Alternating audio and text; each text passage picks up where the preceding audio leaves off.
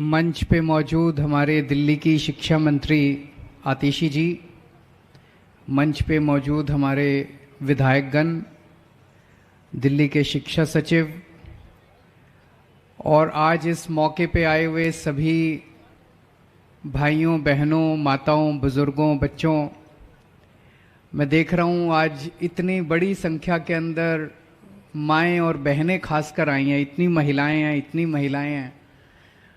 बच्चों की पढ़ाई की चिंता माँ बाप दोनों को होती है, लेकिन माँ को ज़्यादा होती है। 24 घंटे मेरे को याद है, जब मैं भी छोटा था मेरी माँ मेरे पीछे लगी रहती थी, मेरे को पढ़ाया करती थी। पिताजी तो शाम को आते थे, पूछ लेते थे, हाँ भाई ठीक ठाक चल रहा है, हाँ जी ठीक ठाक चल रहा है, लेकिन माँ जो है वो बच्चे का बहुत ख्याल रखती है। तो आज इतनी बड़ी संख्या के अंदर माएँ और बहनें आई हुई हैं और मैं समझता हूँ कि वो इस मौके में शिरकत करने के लिए आई हैं कि जब उनके बच्चों का स्कूल जो है वो बहुत शानदार बनने जा रहा है।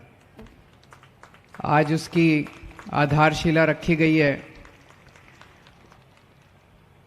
मैं समझता हूं पढ़ाई का स्तर तो पहले से ही बहुत अच्छा हो गया यहाँ पे।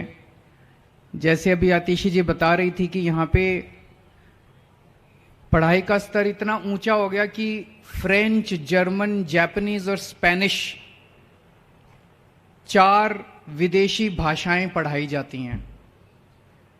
मैं चैलेंज करता हूं पूरे दिल्ली में इतने बड़े बड़े प्राइवेट स्कूल हैं, आप उठा के देख लो, ये चारों लैंग्वेज अगर किसी और स्कूल में पढ़ाई जाती हो तो मैं अपना नाम बदल लूंगा।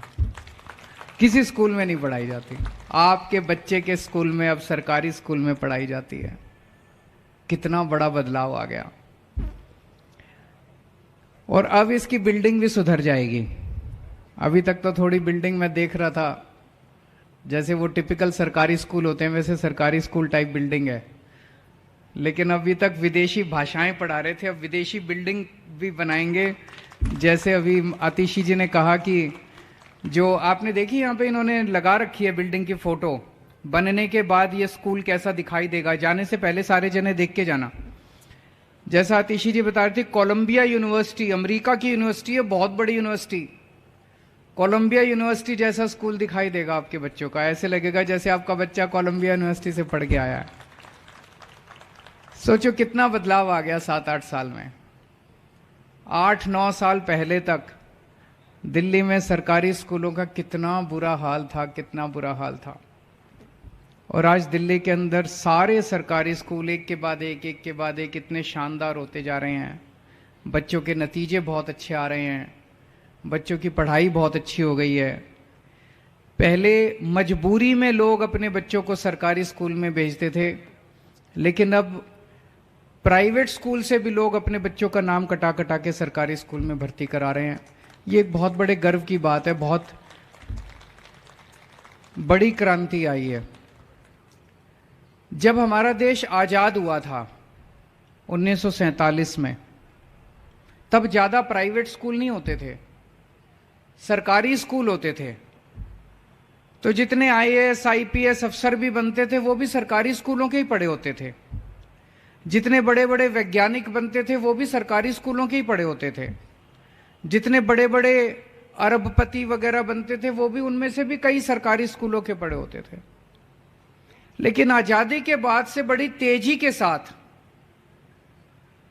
मैं तो समझता हूं षड्यंत्र के तहत, बड़ी तेजी के साथ सरकारी स्कूलों का बेड़ा गर्क कर दिया गया और बहुत बड़े स्तर के ऊपर प्राइवेट स्कूल बनते गए पूरे देश भर में। और ये हालत ये हो गई 90 के दशक में और 2000 में देश भर में सरकारी स्कूलों का तो बेड़ा गर्क कर दिया और प्राइवेट स्कूल इतने सारे हो गए। प्राइवेट स्कूलों ने लूट मचा दी, जब मर्जी फीस बढ़ा देते थे, जब मर्जी कुछ भी पैसे लूट। सारे प्राइवेट स्कूल खराब नहीं है, पर कई स्कूल जो हैं उन्होंने लूट मचा रखी थी। तो माहौल ये होगा कि गरीबों के बच्चे सरकारी स्कूल में जाएंगे। सरकारी स्कूलों में पढ़ाई नहीं है, पढ़ाई बहुत खराब होती थी। जिसके पास भी पैसा है वो प्राइवेट स्कूल में जाएगा। जो गरीब का बच्चा सरकारी स्कूल में पढ़ेगा, और सरकारी स्कूल में पढ़ाई नहीं है तो बड़ा होकर उसका कोई कैरियर नहीं है, वो भी अपने माँ बाप की तरह कुछ छोटा मोटा काम करके वो भी गरीब रह जाएगा। तो ऐसा एक वो बन गया कि गरीब का बच्चा गरीब रहेगा, अमीर का बच्चा अमीर बनेगा, पैसे वाले का बच्चा पैसे वाला बड़ा होकर कुछ डॉक्टर इंजीनियर बनेगा, गरीब का बच्चा जो है वो गरीबी में जिएगा। इस माहौल को बदला है पिछले 8 साल के अंदर। अब सरकारी स्कूलों के बच्चे वो भी बड़े बड़े सपने देखने लगे हैं। सरकारी स्कूलों के बच्चे भी डॉक्टर, इंजीनियर, वकील, आईएएस, आईपीएस बनने लगे हैं।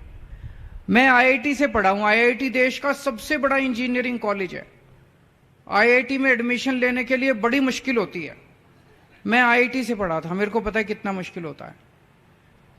अब हमारे सरकारी स्कूलों के, दिल्ली के सरकारी स्कूलों के बच्चे आईआईटी में जा रहे हैं। मेरे को बड़ा अच्छा लगता है कि जिस कॉलेज से मैं पढ़ा उस कॉलेज में अब हमारे सरकारी स्कूलों के बच्चे जा रहे हैं।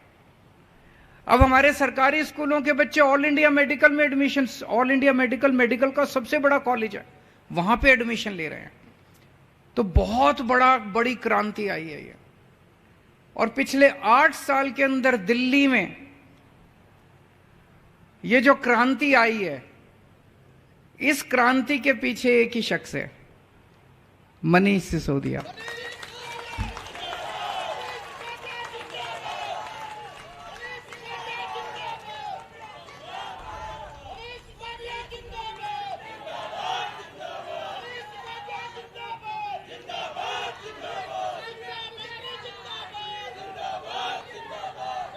पचहत्तर साल में जो धीरे धीरे करके सरकारी स्कूलों का बेड़ा गर्क किया गया। गरीबों ने तो सपना देखना ही बंद कर दिया था। गरीबों के बच्चों ने तो सपने देखने ही बंद कर दिए थे। उनको तो लगता ही नहीं था कि हम भी कुछ बन सकते हैं। जिस शख्स ने, पता नहीं, कुदरत कहते हैं ना, समय एक जैसा नहीं रहता, समय बदलता है। तो अपने देश का भी समय बदल रहा था। देश की किस्मत थी कि मनीष सिसोदिया जैसा शख्स आया और उसने दिल्ली के अंदर ये शिक्षा क्रांति करके दिखाई। और आज दिल्ली की देखा देखी पूरे देश में गरीबों के बच्चे सपने देखने लगे। उनको लग रहा है एक दिन हमारे राज्य के अंदर भी ठीक होगा सब कुछ। उस राज्य के लोग सोचते हैं एक दिन हमारे यहां भी अब स्कूल ठीक होंगे, हमारे यहां भी स्कूल ठीक होंगे, जैसे दिल्ली में हुए हमारे भी स्कूल ठीक होंगे। पूरे देश के अंदर एक उम्मीद पैदा हुई है। तो दिल्ली के अंदर जो काम हुआ वो मनीष सिसोदिया जी ने किया।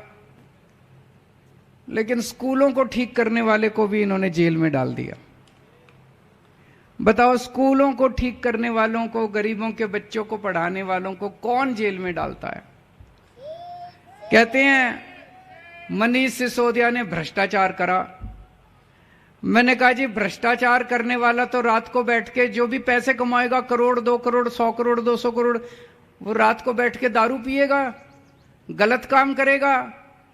मनीष सिसोदिया रोज सवेरे 6 बजे उठ के सरकारी स्कूलों का दौरा करने जाते थे। स्कूलों में ठीक ठाक चल रहा है सब कुछ। बताओ, ऐसा कौन सा भ्रष्टाचारी आदमी है जो सवेरे 6 बजे उठ के सरकारी स्कूलों के दौरे करने जाता है? हो सकता है कोई भ्रष्टाचारी आदमी बच्चों के स्कूलों के लिए काम नहीं करता। कोई भ्रष्टाचारी आदमी दौरे करने नहीं जाता सरकारी स्कूलों के। पर यह भी है कि जब आप सच्चाई के रास्ते पे चलते हो, सच्चाई का रास्ता बहुत मुश्किल है, बहुत कांटे हैं। हम भी अगर, आम आदमी पार्टी वाले भी पैसे खाने शुरू कर देते, गलत काम करने शुरू कर देते, थोड़े बहुत इनको पहुंचा देते, ये भी खुश रहते। कहां मनीष सिसोदिया को जेल में डालते, इनका भी पेट भरा रहता। लेकिन हमने ऐसा करना नहीं था। हमने तो सच्चाई के रास्ते पे चलना था। तो जब आप सच्चाई के रास्ते पे चलते हो तो बहुत कठिनाइयां आती हैं। सारी असुरी शक्तियां, भगवान राम को नहीं छोड़ा इन्होंने, 14 वर्ष वनवास भेज दिया। इतिहास उठा के देख लो, जितने महापुरुष हुए किसी को नहीं बख्शा। सारी असुरी शक्तियां, सारी भ्रष्टाचारी ताकतें सारी इकट्ठी हो जाती हैं और उस आदमी के पीछे पड़ जाती हैं कि इसको रोको, इसको रोको, इसको रोको। ये बच्चों को कैसे पढ़ा रहा है? बच्चे पढ़ लिख गए तो ये बच्चे बड़े होकर बड़ी दिक्कत हो जाएगी। तो जो लोग इस देश के अंदर तरक्की नहीं चाहते, जो लोग इस देश के अंदर गरीबों के बच्चों को पढ़े और लिखे नहीं देखना चाहते, वो सारे इकट्ठे हो गए। उन्होंने पकड़ के मनीष को जेल में डाल दिया। राजा हरिश्चंद्र की कहानी सुनी आप लोगों ने? सुनी है?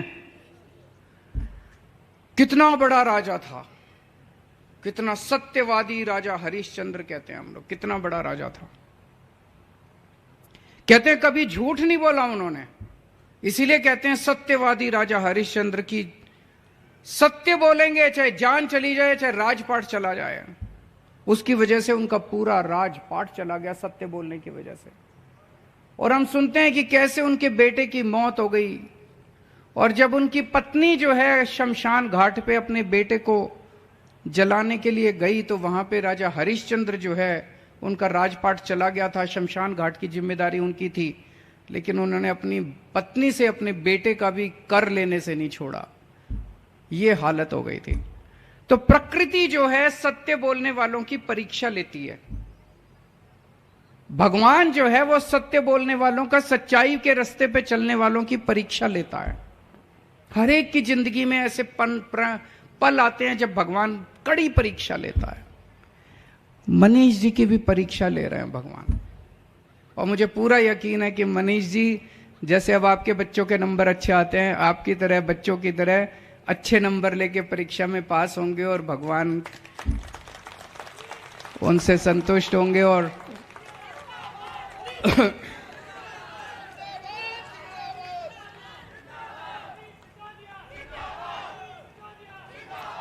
आज यहां का नई बिल्डिंग बनने का फाउंडेशन, आधारशिला तो मैं और अतिशी जी रख रहे हैं। ये स्कूल 1 साल बाद बन के तैयार हो जाएगा फरवरी में। इस स्कूल का उद्घाटन मैं और मनीष सिसोदिया करेंगे।